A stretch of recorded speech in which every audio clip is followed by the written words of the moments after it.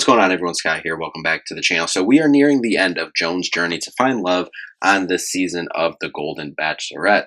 We are at the finale, part 1 of the journey. So we are really coming to an end here very quickly, and we opened the episode on a yacht. Joan seems upset, said she started to feel more hopeful throughout this process, but now her hope is down to nothing.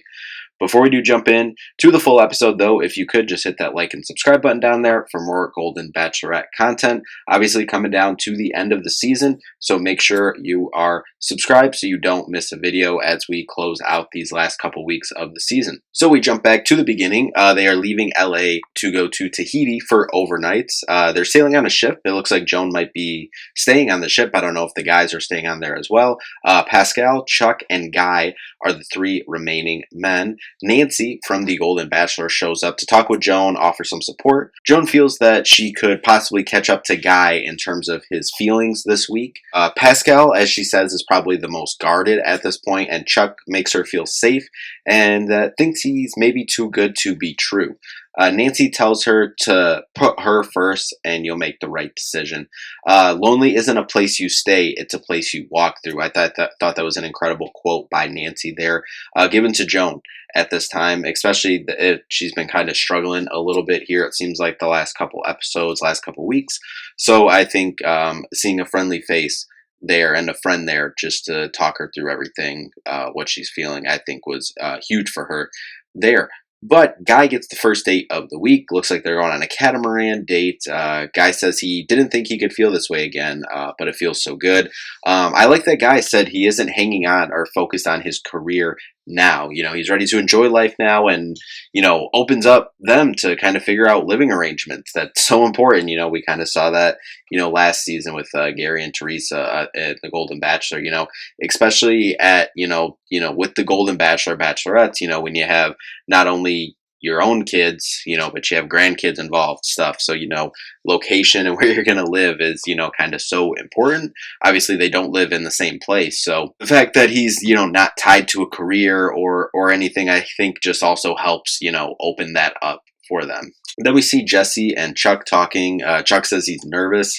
He does say that he is in love with her and, you know, hope this ends in an engagement. Then jumping over to the night portion of Guy's overnight date, says that Joan tells him that she isn't going to be intimate in fantasy suites with anyone, but wants that time off camera to really talk through everything. And they do decide to stay together, and I like that they're doing it in the overwater bungalows. A little personal note here, man. Tahiti and Bora Bora with the overwater bungalows. Maria, specifically where they were at, that is like bucket list, top of my list. So seeing the overwater bungalows and some of the dates that they were going on, stuff that I've looked at before, you know, that was cool. But we move forward. Chuck's overnight date time.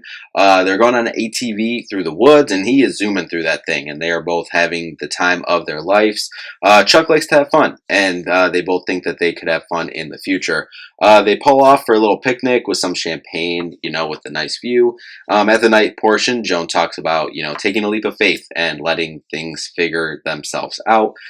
Chuck and Joan head off to their overnight portion. Obviously, of course, Chuck was okay with the no intimacy part, as you know, Joan explained it to him, as they are both just kind of ready to talk through everything and spend this time together. The next morning, Chuck seems like they had a good night and, you know, says that he could see himself getting engaged here in a couple days. Then we jump forward to Pascal's overnight. We start with him and Jesse talking through everything. He talks about how he was almost engaged about a year ago and says that deep down he's still hurting from that, and, you know, he's trying to open up and bring those walls down, but he's struggling. He's looking for someone, you know, maybe it's Joan, to pull him away from that hurt from that previous relationship. Once he meets up with Joan, the date portion, they eat some native food. They actually all do speak French, so Pascal's right at home, as he says, kind of translating for Joan what they're saying. They go to a bonding ceremony in the water, and they have to release what they're fearing. Joan says how she's releasing the fear of not honoring John's memory and, you know, falling in love. Pascal, afterwards, in his confessional, says he wasn't ready to be talking about his feelings and all that. You know, he's still guarded and scared, you know, wanted something light and fun, but, you know, I think someone should have told him, and, you know, I'm sure he did, but I mean, and it is just still a weird process, you know, especially for people who aren't familiar with the show like that. It's like, hey, you know, proposal's in a couple days. Like, not saying you have to get proposed at the end of this, but, like, the end of the journey is, here. Like, it's the name of the episode, Finale Part 1. You're at the final three. So, things getting pretty serious, and it seems like Pascal is, not quite there yet. We go ahead to the night portion, and Pascal says he has a lot to share with Joan. Things aren't looking good. Said the ceremony freaked him out during the day portion of the date, and doesn't know how to begin the conversation, and that's nothing you ever want to hear. Joan said that she felt good about where they were in terms of opening up their hearts. Pascal is able to open up to her about the hurt that he felt from his previous relationship from a year ago that he's talked about, a couple times this season and earlier this episode. Didn't think that he would last this long, and kind of asked, like, why him? Like, why he's, kind of stuck around this long. She said, I'm hesitant to say this, but that he kind of reminds her of her late husband and how adventurous he was and how adventurous Pascal is. That's kind of how her late husband, John, was. She said it's fun to picture a life with him.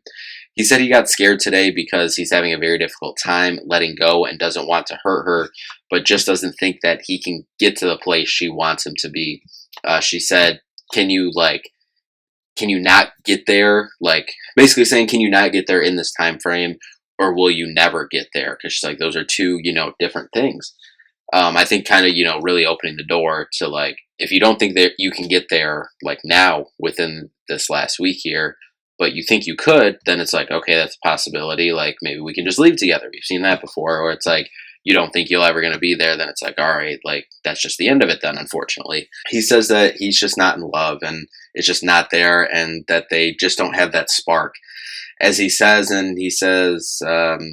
of the producers asks if he's okay, and he's like, no, I'm not okay.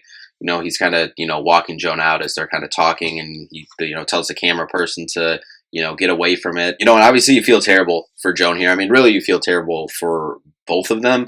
I mean, I don't think anything, I don't think Pascal did this, maliciously or anything. I just don't think he was ready to open up or get there completely with Joan. And, I get it 100%. You got to do what feels right for you.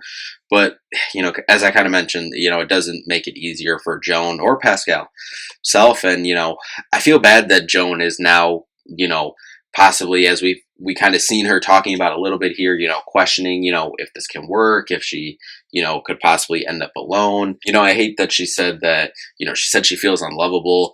You hate that she's, feeling that, when she's, getting close to making this big, kind of life-changing, like, happy decision. And, she's kind of feeling this right now and going through this. Obviously you got to go through the tough times to get to that, happy ending that she's hoping to get to. But she's such an incredible person. And, I know that's not true for her. And, I hope that she ends up happy with Chuck or Guy as we come into the finale here in a couple weeks. As we get the preview for the rest of the conclusion of Joan's journey here.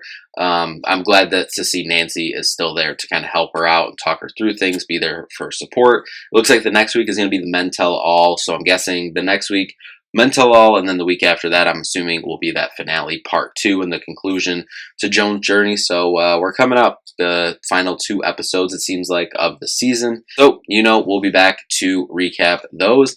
But anyway, that'll do it for this one. Thank you all so much for watching. We'll see you in the next one. Peace out.